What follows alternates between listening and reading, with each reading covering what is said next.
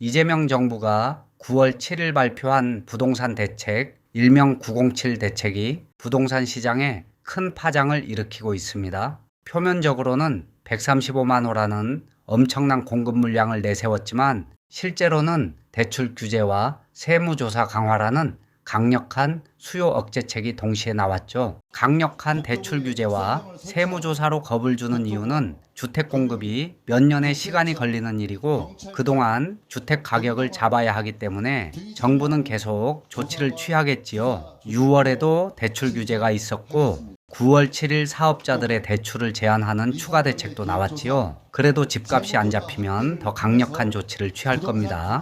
제 개인적인 생각으로는 무주택자나 실수요자만 대출받아 집을 사고 사업자들이 대출을 받고 집을 사서 재산을 증식하는 투자 수단으로 삼지 말라는 목적성이 보이지요. 지방은 규제를 안 하고 소멸지역, 농어촌 지역들의 지원 정책들을 내놓는 거 보면은 지방으로 인구를 분산시키고 싶은 의지도 보입니다. 그런데 귀농, 귀촌을 꿈꾸고 농촌에 가고 싶은 사람들도 소득이 있고 먹고 살 것이 있어야 지방으로 내려가지요. 부동산 정책에서 가장 눈에 띄는 건 대출 규제가 있고 고도 제한과 재건축 규제가 완화되면서 새로운 기회가 열렸다는 점입니다. 예전엔 15층, 20층밖에 못 올리던 아파트 단지가 이제는 40층 이상까지 지을 수 있게 된 겁니다. 당연히 강남과 분당의 재건축 아파트들의 가격이 급등했고요. 재개발이 막혀있던 지역 주민들은 새 아파트로 갈아탈 희망을 갖게 되었고 낡은 시골집을 가진 분들도 리모델링이나 증축에 대한 기대가 커졌습니다. 농어촌 주택 역시 규제가 일부 풀리면서 활용도가 높아질 수 있고요. 하지만 서민들의 입장에서 가장 큰 문제는 대출 한도의 축소입니다. 어차피 서민들이 강남이나 분당에 수십억이 넘어가는 아파트에 살 수도 없잖아요. 특히 매매사업자와 임대사업자에 대한 대출 중단,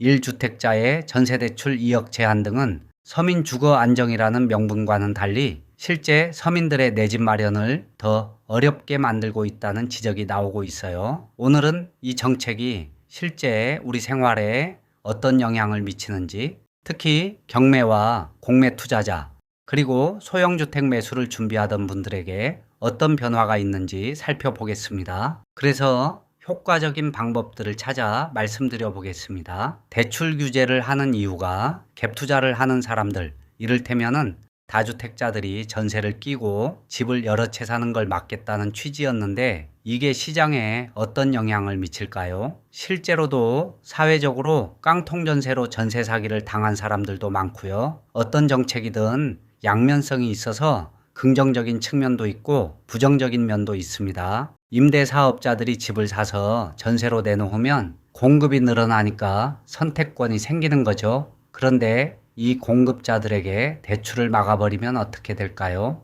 전세 공급이 줄어들면서 전세 가격은 오르고 전세 구하기가 더 어려워지겠죠? 특히 경매나 공매로 소형주택에 투자하고 은퇴를 준비하던 중년층들이 직격탄을 맞았어요. 이분들은 대출받아서 경매로 저렴하게 집을 낙찰받고 그걸 전세나 월세로 내놓으면서 노후 준비를 하셨는데 이제는 사업자 대출이 막혀버렸으니 투자가 힘들어진 거예요. 긍정적인 측면을 보면 정부가 투기 수요를 강력하게 억제하고 실수요자 보호에 중점을 두고 있다는 점이에요. 세무조사 강화, 토지거래 허가구역 지정 검토 등으로 단기 시세 차익을 노리던 투기 자금을 막겠다는 거죠. 강남이나 용산처럼 집값이 급등하던 지역에서 불법 거래나 편법 증여가 있었던 건 사실이고요. 이런 부분을 단속해서 실제 살 사람들에게 집이 돌아가도록 하겠다는 취지는 부작용만 없다면 분명 필요한 조치겠죠. 특히 다주택자들이 세금을 제대로 안 내고 꼼수로 집을 여러 채 보유하던 걸 막으려는 시도는 장기적으로 시장을 정상화하는 데 도움이 될 수 있겠지요. 1주택 실수요자들이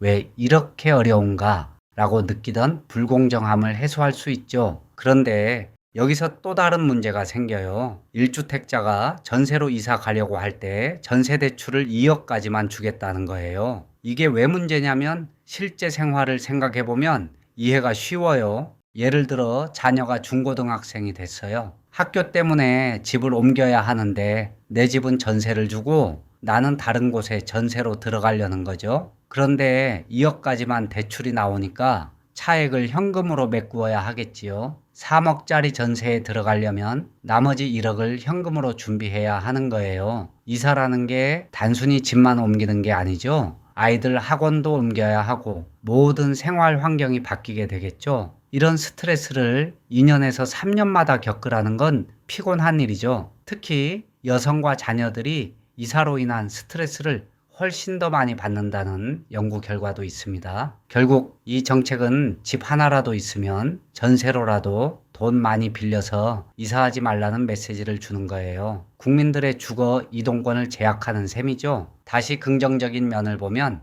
135만 호라는 대규모 공급 계획이 실현된다면 장기적으로 주택 부족 문제가 해소될 수 있습니다. 특히 수도권에 집중된 공급은 실수요자들에게 선택의 폭을 넓혀줄 거고요. 하남의 교산, 남양주, 왕숙, 고양시 창릉지구, 부천의 대장, 인천 계양 등 3기 신도시가 본격적으로 입주하기 시작하면 전세 시장도 안정될 가능성이 있어요. 지금은 공급이 부족한 시기지만 3년에서 5년 후를 바라본다면 희망적인 부분도 있죠. 특히 LH가 직접 시행해서 분양가를 낮춘다면 실수요자들은 시세보다 저렴하게 내 집을 마련할 기회가 생길 수 있겠죠. 판교 신도시처럼 초기에는 저평가되더라도 인프라가 갖춰지면 충분히 가치 있는 주거지가 될 수도 있고요. 그렇다면 이제 어떤 방법들이 효율적일까요? 첫 번째는 이번 정책을 기회로 삼아서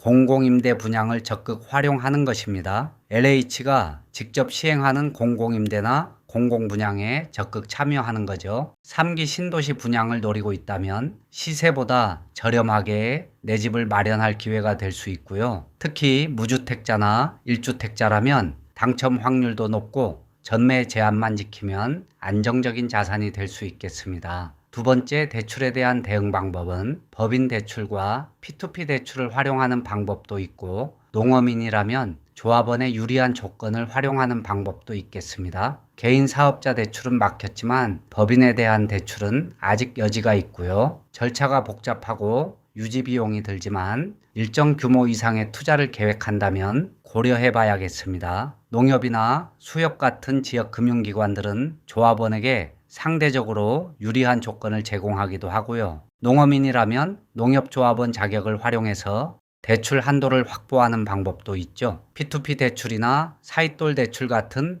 대한금융을 활용하는 방법도 있습니다. 은행들은 원칙적으로 P2P 대출 상품을 취급하지 않지만 기업은행이나 카카오뱅크 같은 곳은 업체들과 제휴를 하고 있고요. 금리가 조금 높긴 하지만 은행 대출이 막힌 상황에서는 현실적인 선택지죠. 특히 소액 투자자들은 현금이나 소액 대출로 매입하고 매각하는 전략도 가능하고요. 수도권과 지방의 빌라 중에는 저평가된 물건들이 많거든요. 세 번째는 비주택 부동산입니다. 농지, 임야 등 토지 투자도 있고 오피스텔이나 상가, 지식산업센터 같은 상업용 부동산은 이번 규제에서 상대적으로 자유롭고요. 오히려 주택 규제로 자금이 비주택으로 몰리면서 기회가 생길 수도 있죠. 네 번째는 지방으로 눈을 돌리는 거예요. 서울 수도권은 규제가 강하지만 지방은 상대적으로 자유롭습니다.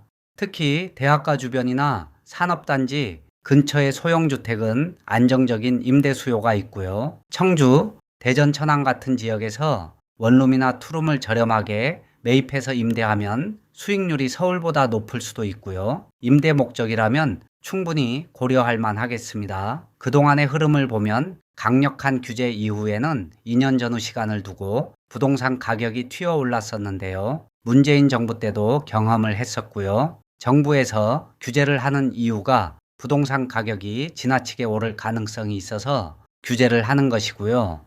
또한 농어촌 지역이 망하게 생겼으면 지방으로의 유인 정책을 만들어내고요. 만약 부동산 시장이 폭락을 하면 부양 정책을 내놓을 것입니다. 부동산이 너무 오르거나 너무 내리는 것은 어떤 정부든 방치하고 있지는 않습니다. 그때를 대비해서 자금을 모으고 좋은 물건을 찾는 공부를 해야겠지요. 제 개인적인 생각으로는 조급하게 매수를 하거나 누구한테 사기를 당하지 않는 이상 부동산은 매력적인 투자 대상입니다.